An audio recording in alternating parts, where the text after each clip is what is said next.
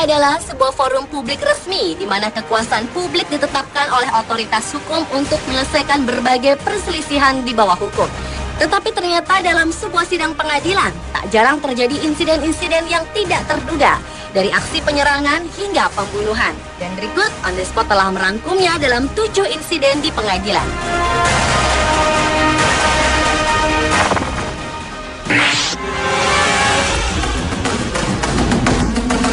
Insiden pengadilan yang pertama dibuka dari kasus pembunuhan yang terjadi di pengadilan Merced County Courthouse, California, Amerika Serikat. Kasus pembunuhan yang terjadi tahun 2008 ini dilakukan oleh seorang tersangka bernama Robert Eaton. Eaton adalah seorang terdakwa yang dihukum karena kasus vandalisme pada tahun 2006. Pria berumur 40 tahun ini ternyata pernah melakukan percobaan bunuh diri beberapa kali namun tidak berhasil. Sehingga di setiap masa persidangan, Eaton diharuskan memakai alat pemantau elektronik. Namun tak berapa lama kemudian, Eaton pun dibebaskan dan harus mengikuti terapi konseling. Namun terapi ini ditolaknya. Hingga pada tahun 2007 dirinya ditangkap kembali karena telah menabrakkan mobilnya ke gedung pengadilan Merced County Courthouse dan diharuskan mengikuti terapi mental. Pasca insiden penabrakan mobilnya ke gedung pengadilan, ternyata tak membuat Eaton berpuas diri, yang akhirnya membuat dirinya melakukan tindakan cukup nekat. Pada tahun 2008, ia kembali menuju gedung pengadilan tersebut dan tanpa pengamanan yang ketat, Eaton tiba-tiba saja berlari ke dalam gedung pengadilan sambil membawa pisau daging di masing-masing tangannya. Ia pun masuk ke dalam sebuah ruang sidang dengan merusak pintu.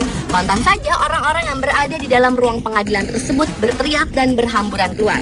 Eaton yang tidak memperdulikan peringatan polisi akhirnya tewas tertembak di dalam ruang sidang tersebut. Tidak ada pernah yang tahu apa motif Eaton menyerang gedung pengadilan tersebut. Namun menurut sebuah catatan yang ada, Eaton ternyata menderita gangguan jiwa.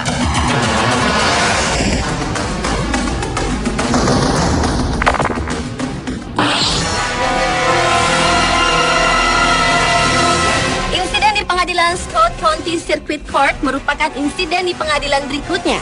Pada tahun 2008, seorang pria bernama Peter Haver divonis atas tuduhan pencurian dan penyerangan. Persidangan kasusnya ini pun digelar di pengadilan Scott County, Georgetown. Pada saat persidangan sedang berjalan, Haver meminta kepada Hakim Rob Johnson untuk mengganti pengacaranya Doug Rickmer karena ia kurang mempercayai sang pengacara tersebut. Namun permintaan Haver pun tidak disetujui oleh hakim dengan menolak terdakwa memakai pengacara yang baru.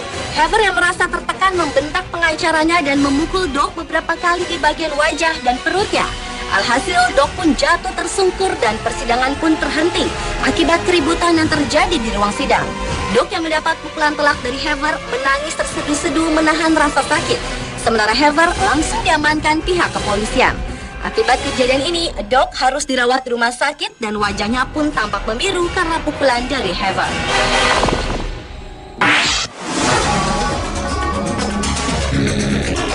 Berlanjut ke insiden pengadilan berikutnya melibatkan seorang pria bernama Brian Nichols. Brian adalah seorang tersangka yang telah melakukan pembunuhan kepada hakim dan polisi di pengadilan kota Atlanta, Georgia, Amerika Serikat pada tahun 2005 lalu. Pria berkulit hitam ini dicurigai telah menembak dan membunuh 3 orang sekaligus di kompleks pengadilan Atlanta, di antaranya Hakim Roland Barnes, reporter pengadilan Julie Ann Brando, dan juga seorang polisi Holty Tasley.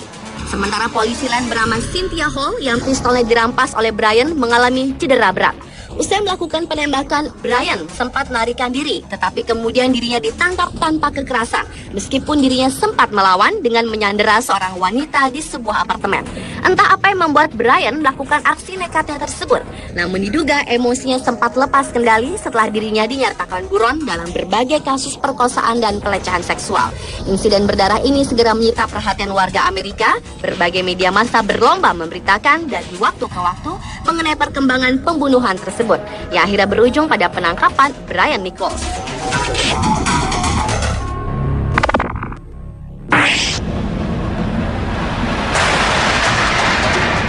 Beralih ke insiden di pengadilan berikutnya yang terjadi di Jefferson Circuit County, Kentucky, Amerika Serikat.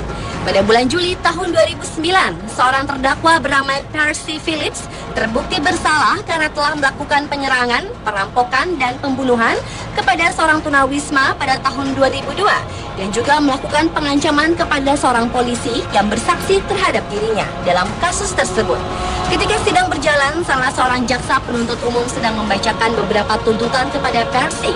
Namun tampaknya pria berusia 45 tahun ini tidak terima dengan tuntutan jaksa, sehingga ia marah dan membanting meja yang ada di hadapannya. Percy pun yang sedang emosi berniat akan menyerang jaksa. Namun sebelum menyerang jaksa tersebut, Percy keburu ditembak oleh pihak keamanan dengan menggunakan pistol listrik. Pistol beraliran setrum ini cukup mengejutkan Percy, yang akhirnya membuat dirinya jatuh tersungkur. Insiden ini sempat membuat para peserta sidang dan juga sang hakim terkejut. Sidang pun akhirnya dihentikan.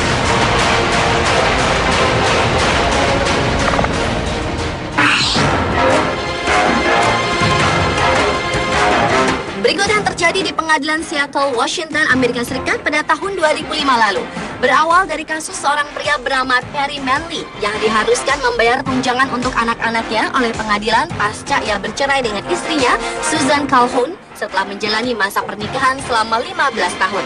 Manley pun marah dan tidak terima dengan keputusan pengadilan. Karena tidak menerima dengan putusan pengadilan, Manley pun melakukan tindakan nekat, yaitu melakukan pengeboman di gedung pengadilan.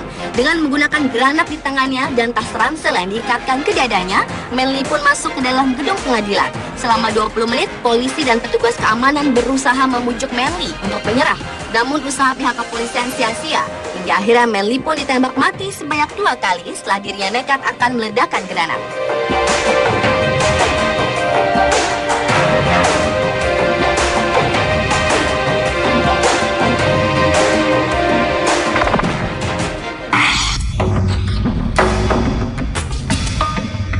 Insiden yang terjadi di pengadilan Jacksonville, Florida menjadi insiden di pengadilan berikutnya. Kejadian ini bermula ketika pengadilan membuka kasus pembunuhan anak berusia 5 tahun bernama Shelton Lucas Jr. Pembunuhan ini dilakukan pada tahun 1994 oleh Andre Fisher dan Derek Cummings. Dengan kejinya, kedua pria ini membunuh bocah berusia 5 tahun ini dengan 35 tembakan dan 1 peluru yang mengenai kepala Shelton yang membuat bocah lucu ini tewas di tempat. Pada saat persidangan sedang berjalan, nenek dari Lucas menunjukkan foto cucunya yang tengah berbaring di dalam peti. Namun tanpa terduga atau karena terbawa emosi, ayah dari bocah 5 tahun ini yaitu Shelton Lucas Senior tiba-tiba saja menyerang para terdakwa yang dibantu oleh kerabat lainnya. Para terdakwa tersebut dipukuli sehingga pihak keamanan pun harus turun tangan. Sidang pun akhirnya dihentikan dan oleh pihak pengadilan Shelton Lucas Senior dihukum 30 hari penjara. Sementara kerabat lainnya dihukum 15 hari penjara karena dianggap telah menghina pengadilan.